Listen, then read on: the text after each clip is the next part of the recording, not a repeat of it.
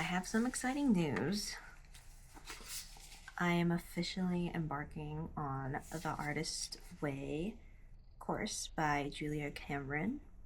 You may be familiar with the Artist's Way.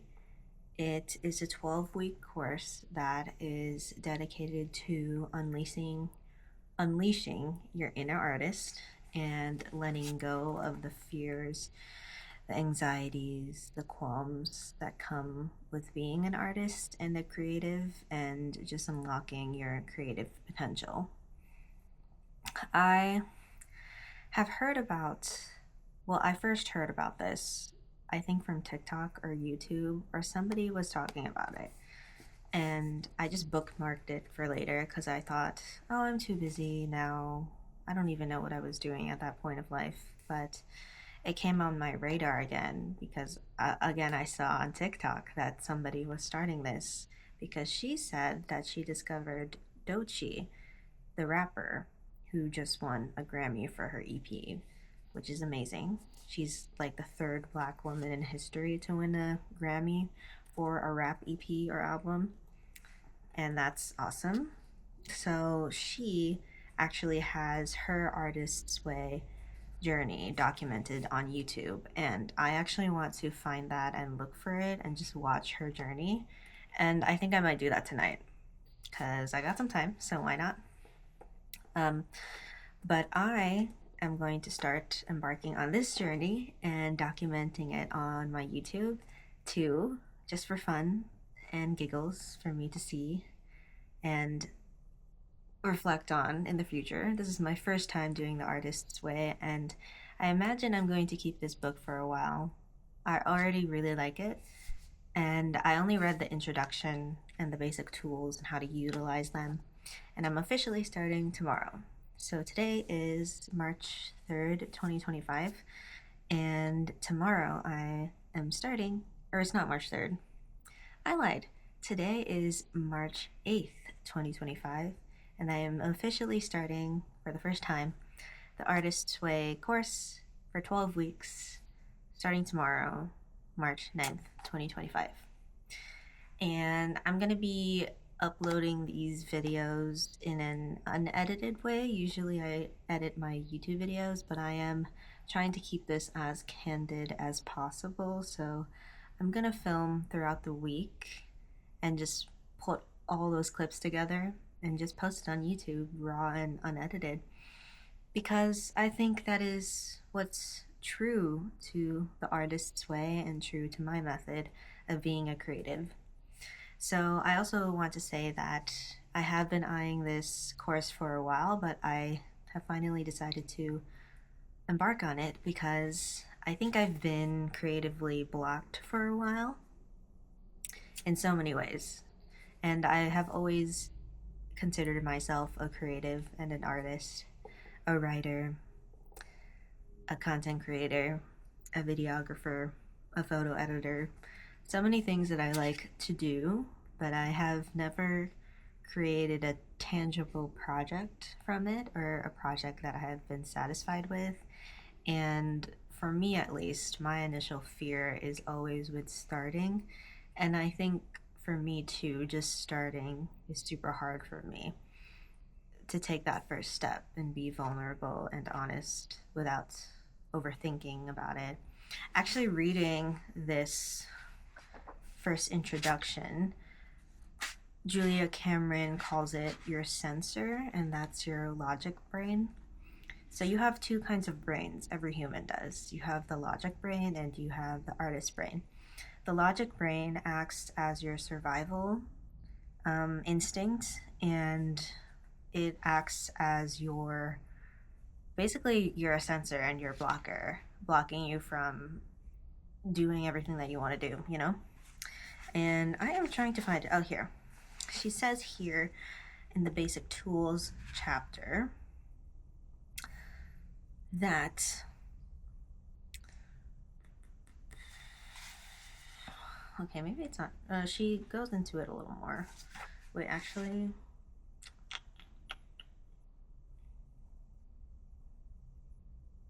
Oh, okay. We are victims of our own internalized perfectionist, a nasty internal and eternal critic. The censor who resides in our left brain and keeps up a constant stream of subversive remarks that are often described or disguised as the truth. The censor says wonderful things like, "You call that writing? What a joke. You can't even punctuate. If you haven't done it by now, you never will. You can't even spell. What makes you think you can be a creative?" And so on. So, she also goes down to explain to think of your censor as a cartoon serpent slithering around your creative Eden, hissing violent things to keep you off guard. If a serpent doesn't appeal to you, you might want to find a good cartoon image of your censor, maybe the shark from Jaws, and put an X through it. Post it where you tend to write or on the inside cover of your notebook, just making the censor into the nasty, clever little character that it is begins to pry loose some of its power over you and your creativity. I have to think about the image for my censor. Has to be someone that just riles me up. Look, okay, I was gonna say this, but let me, not too much. I'm being honest, but not too honest out here, if you catch my drift. But yeah, essentially, the artist's way and its method contains two basic tools. One is the morning pages, which you have to do every single morning, and it is a stream of consciousness writing down on 3 pages. I was actually considering doing it now, but it's like almost 6 p.m. on a Saturday night, so I just thought it wouldn't be authentic. So I'm officially starting tomorrow, Sunday morning, and or whenever I wake up, because sometimes I don't wake up in the morning, and that's just my truth, okay? But that's the first tool, is to write your morning pages every morning, and it doesn't matter what it is. It could be as eloquent as a Shakespeare play, or something like, "I don't know what to write, I don't know what to write, I don't know what to write," just on and on and on for 3 pages, and everything in between. That's the first tool. The second tool is the artist state. So the artist state is technically, or it can be anything, but you essentially have to spend time with yourself and your inner child, which is your artist, and just go on an outing. It could be anything. You could go for a walk, at least for like 2 hours every week. You could go to the record store, peruse records, cassette tapes. There's actually a record store downtown that I want to go to, which I think I'm going to do that next week because it popped in my mind, or for my first week.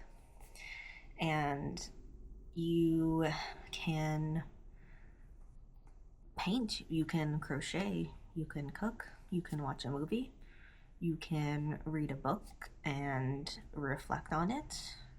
You can just have fun. You really can do anything. And I found actually a really old blog post. I don't know, I think it's from Tumblr or WordPress online. And I just bookmarked that so I could save it for ideas for when I'm stuck on artist dates.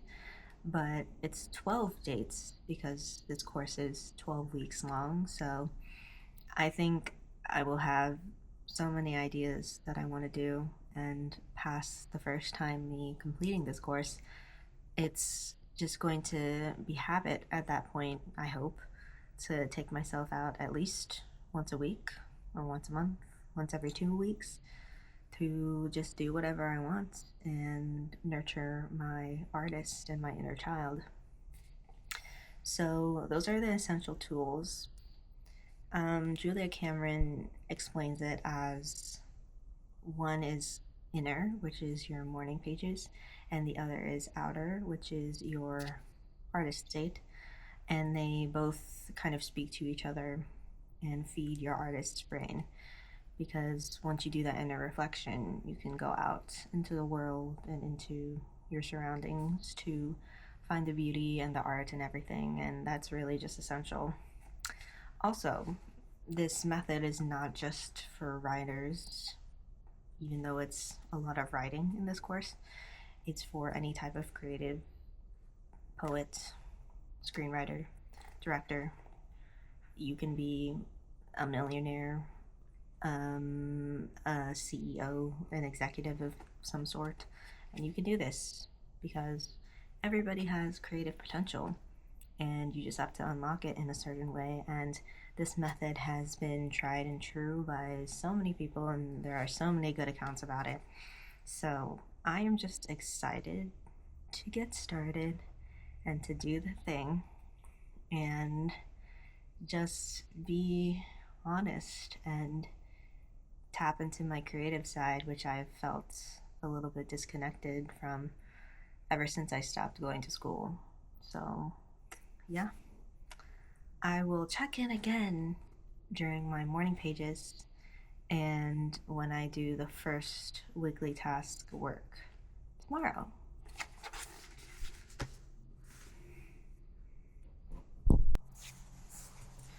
Through the use of my creativity, I serve God.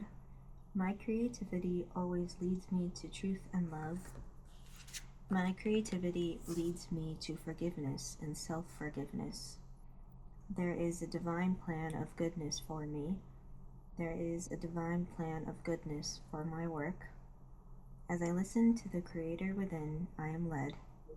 As I listen to my creativity, I am led to my Creator. I am willing to create. I am willing to learn to let myself create. I am willing to let God create through me. I am willing to be of service through my creativity. I am willing to experience my creative energy.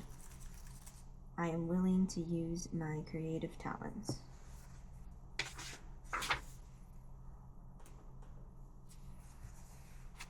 So, this is week 1. This is day 2, technically. And I am technically logged in for work. But this morning I did my morning pages before my dentist appointment. And I got breakfast and started work. And now I'm here. And I didn't have time this morning, so I went back to it now. It's about 10:30 a.m. and I am doing my affirmations for the morning. So a part of this week's exercises is to implement affirmations, say them out loud. I don't think I mentioned this yet, but this week's reading is also focused on fear and the subconscious coming through as our censor. Our censor is our inner voice that's telling us that we can't be creative and we can't produce what we want to and we're not good enough. And all of those inner voices are your blurts. And last night I wrote all of my blurts down of the things that come up within me that tell me that I can't do something or I can't be creative. So I wrote those down, and then I was also instructed through the booklet to transform those blurts into affirmations. So essentially, you write the blurt down as the negative. For example, I am not good enough, and then you change that into the affirmation, I am good enough.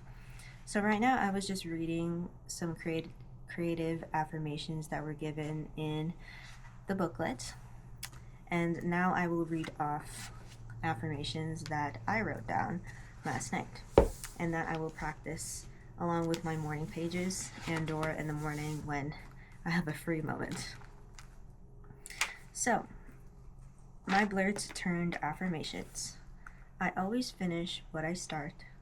I always follow through my grand plans.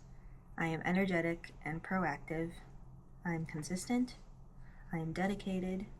I know what I want. I am good enough. I persevere and emerge triumphant. I can do this.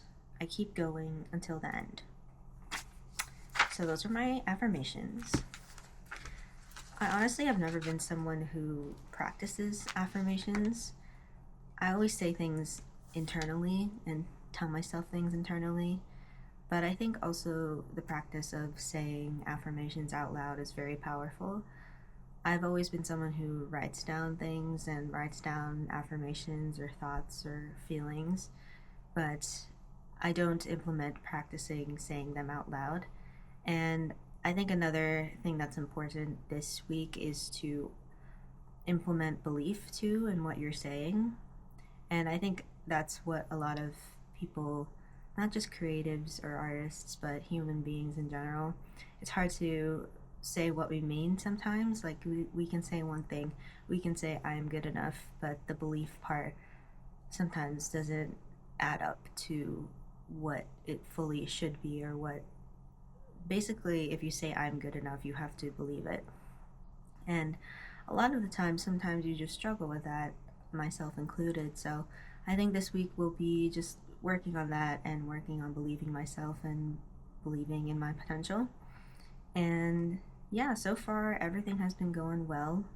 I am liking this practice so far. I think it's good to get into habits. And tonight I'm going to go through more of the written tasks. There are some interesting ones this week, and I need to flag the ones that I am most intrigued by and flag the ones that I do not like as much, or I am more resistant to.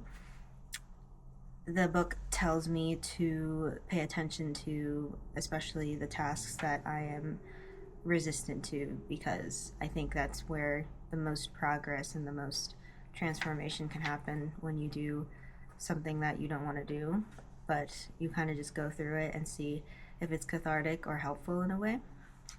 And then anything that's neutral I can leave for later if I want to. Also, within these tasks, there are 10 of them, and you don't necessarily need to finish all of them for the week if it's a busy week.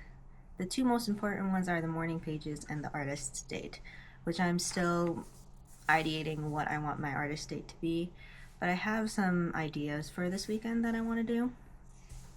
So yeah, I'll check in tonight. Hey guys, beautiful sunset behind us. I am parked in a good spot waiting to pick up my dad from the station because he's coming home from work, but I am sorry I haven't been able to update about literally about the artist's way. It feels like I've done it for a while, but honestly I haven't. So it's cool doing it so far. I think today's my third day doing the morning pages, and I tried out the writing exercises too, which was kind of cathartic but also enlightening in many ways. And I honestly did not think I had old enemies of my creative self-worth.